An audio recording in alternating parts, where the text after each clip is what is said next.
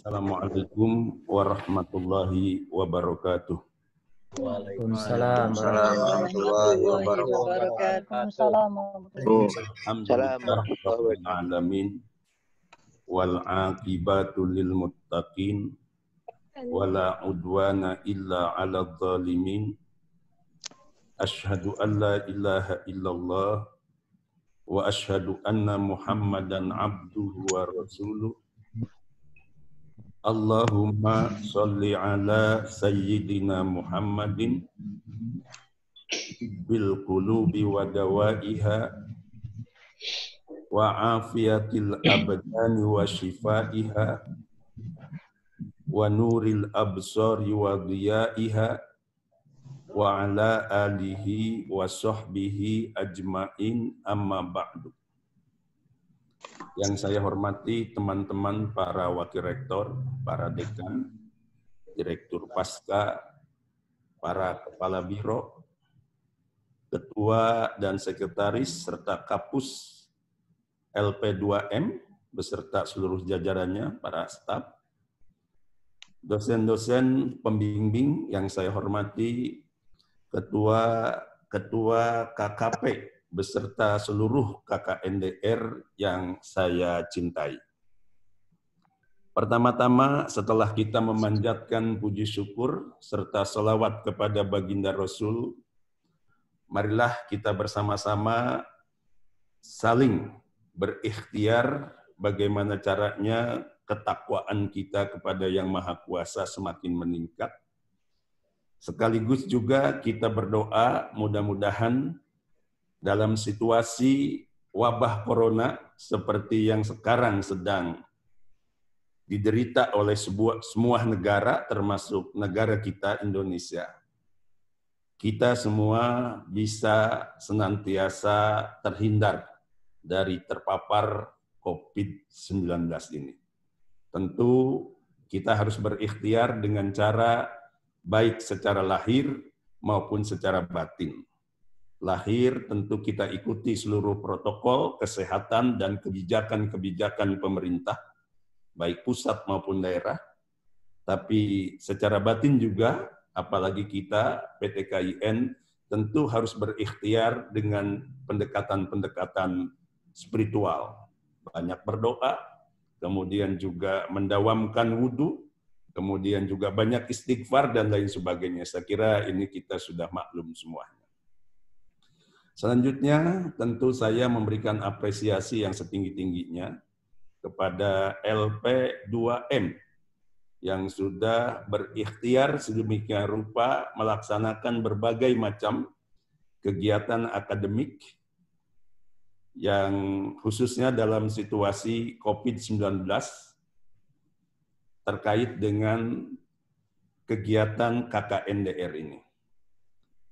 Saudara-saudara sekalian, saya kira tadi Pak Ketua LP2M sudah memberikan penjelasan terkait kegiatan KKNDR yang kita laksanakan ini sebenarnya muncul tentu di luar dugaan kita. Karena semula kita berencana KKN seperti biasa yang sudah rutin, tapi karena ada situasi yang berbeda, kemudian Kementerian Agama melalui Pak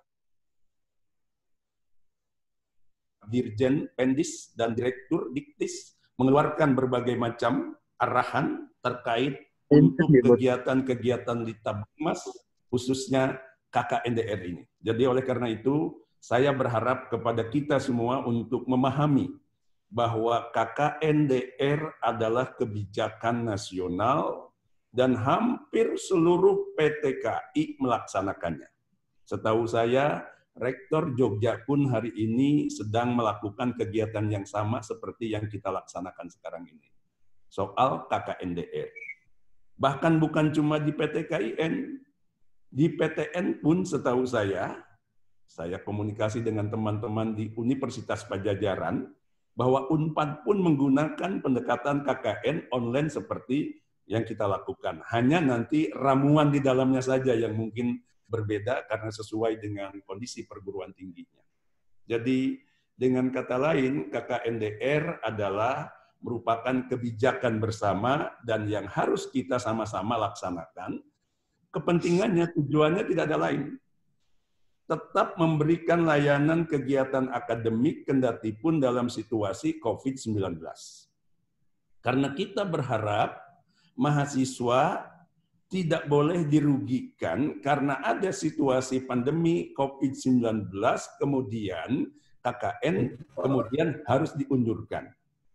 Kenapa demikian? Sebab kalau diundurkan tentu saja di samping kita tidak mengetahui kapan kita bisa melakukan KKN seperti biasa ke lokasi, karena sampai saat ini Kota Bandung, Jawa Barat, itu soal PSBB-nya masih diperpanjang.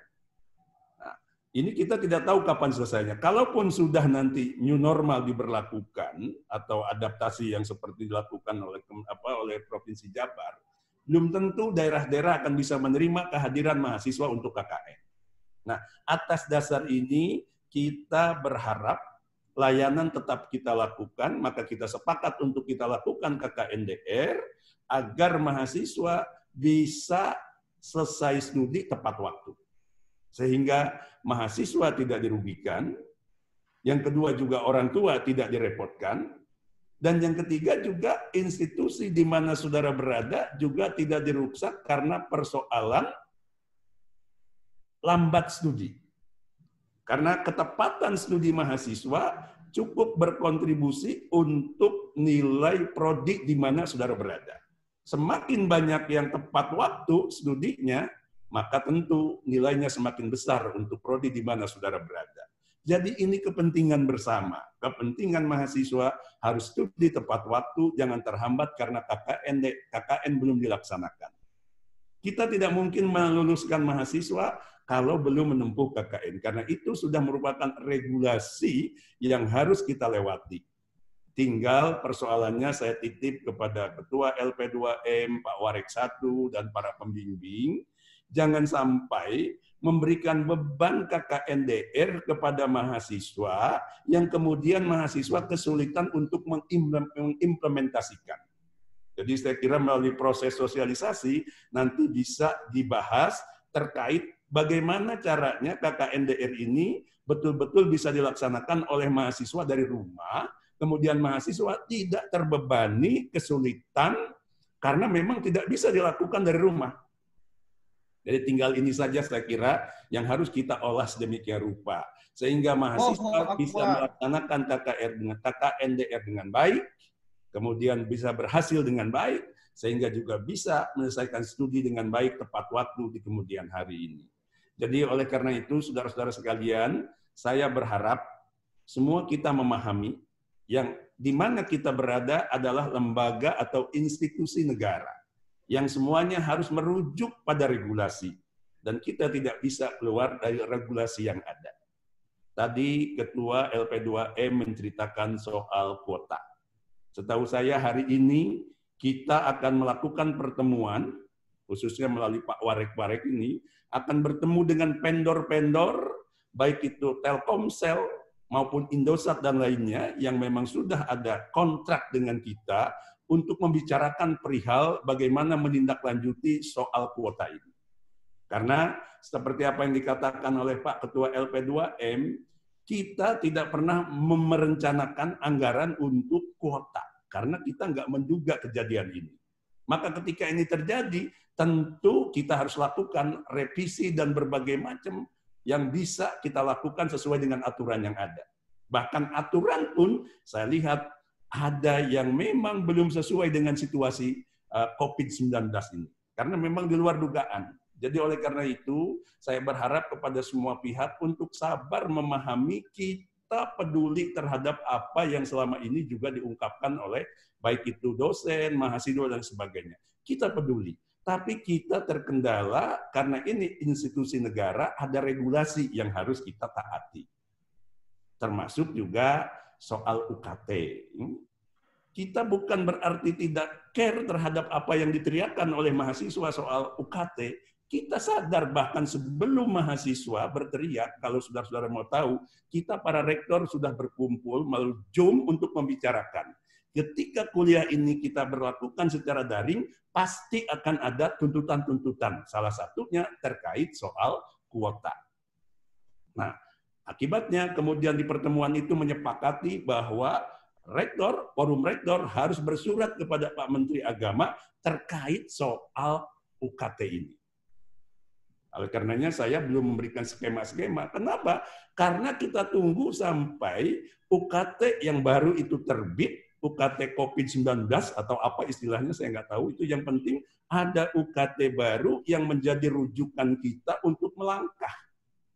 Kalau sudah ada itu, maka kita akan buat skema sesuai dengan arahan Pak Menteri Agama. Sebab kalau bicara UKT ini harus merujuk pada KMA. Tidak bisa rektor membatalkan UKT yang dibuat oleh Pak Menteri Agama. Jadi kita tunggu nanti apapun arahannya, maka kita rektorat akan mentaati arahan dari Kementerian Agama sesuai dengan PKMA yang muncul nanti. Bahkan saya sudah katakan pada teman-teman, kalau saja sudah jatuh tempo untuk bayar UKT, tetapi KMA belum muncul, maka saya nyatakan pembayaran ditangguhkan sampai UKT itu muncul. Kenapa? Karena kita tidak ingin membuat langkah-langkah yang tidak sesuai dengan regulasi yang akan dibuat oleh Menteri Agama. Jadi intinya kita memperhatikan apa yang menjadi kepedulian, apa yang menjadi keluhan teman-teman. Hanya kita tidak mudah melangkah karena dibatasi dengan aturan-aturan main yang berlaku di lembaga atau institusi negara ini. Jadi ini saudara-saudara sekalian, jadi intinya apapun kegiatan yang kita laksanakan, sebenarnya upaya kita memberikan layanan kepada mahasiswa, baik itu yang terkait dengan pembelajaran, kemudian juga pengabdian, penelitian, dan lain sebagainya. Sehingga saya berharap, kendatipun di suasana wabah corona, aktivitas kegiatan kampus tetap bisa berjalan, sehingga tidak ada pihak-pihak yang merasa dirugikan. Tetapi teman-teman juga harus bisa memahami bahwa kami pun melangkah tidak semudah seperti lembaga-lembaga yang di luar institusi negara. Misalnya sebuah lembaga perguruan tinggi swasta yang cukup hanya rektor berkomunikasi dengan pihak yayasan. Ketika sepakat, selesai. Tapi berbeda dengan kita. Kalau bicara keuangan, tentu kita harus merujuk regulasi yang ada di Kementerian Keuangan. Kalau bicara tentang ASN, tentu kita harus merujuk kepada keputusan atau aturan yang dibuat oleh Menpan RB. Kalau bicara dengan internal kita, struktur birokrasi, tentu kita harus merujuk kepada kebijakan Menteri Agama. Jadi banyak regulasi yang harus kita perhatikan supaya satu saat ketika ada pemeriksaan baik internal maupun eksternal, kita bisa terhindar dari risiko-risiko yang tidak kita inginkan. Jadi saya ingin kepada semua pihak, mari kita bersama-sama menghadapi situasi ini untuk saling memahami dan saling memberikan solusi. Sebab tanpa ada kerjasama dan sama-sama kita bekerja menghadapi situasi ini, tentu kita akan mendapatkan kesulitan. Jadi saya berharap baik para pimpinan, para dosen, para karyawan, para mahasiswa, untuk sama-sama memahami situasi dan kondisi yang ada. Dan saya yakin dari sejak pimpinan sampai kepada staf dan seterusnya, pasti peduli terhadap situasi ini, antar satu dengan yang lain. Kita ingin bisa tetap sukses melakukan kegiatan berbagai macam layanan, tetapi juga kita ingin terhindar dari risiko COVID-19 ini. Jadi oleh karena itu, saya berharap kepada teman-teman semua, untuk mari sama-sama kita saling membahu, saling memberikan topangan untuk memberikan kekuatan kita menghadapi situasi yang seperti ini. Kegiatan kita tetap berjalan, layanan kita tetap berjalan, mahasiswa juga tetap 1 tahun ini harus berhasil menyelesaikan studinya, baik yang menyangkut perkuliahan maupun juga hal-hal lain. Dan termasuk juga perkuliahan, kita akan evaluasi terus, kita akan cari solusi. Karena saya mencermati ada banyak hal. Ada faktor dosen yang juga belum siap menggunakan situasi seperti sekarang.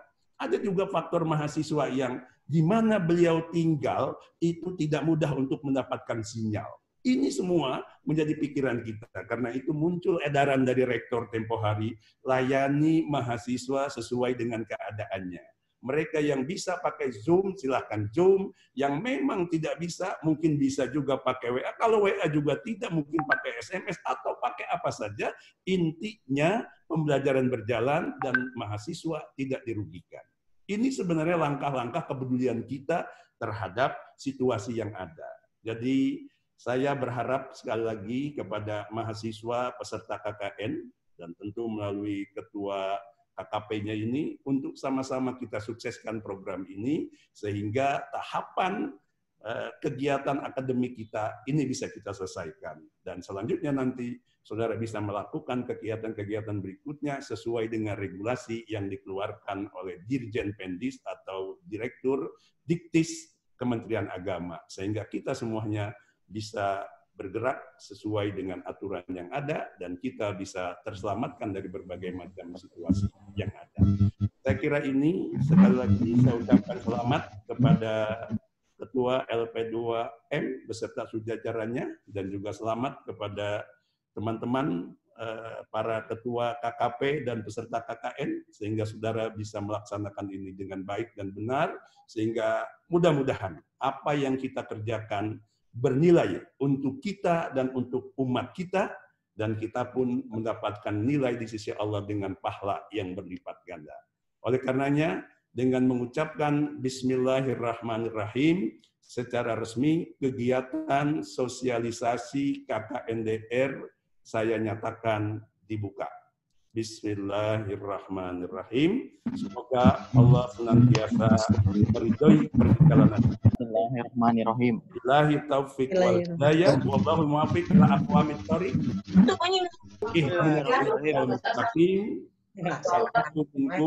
Wassalamualaikum warahmatullahi wabarakatuh.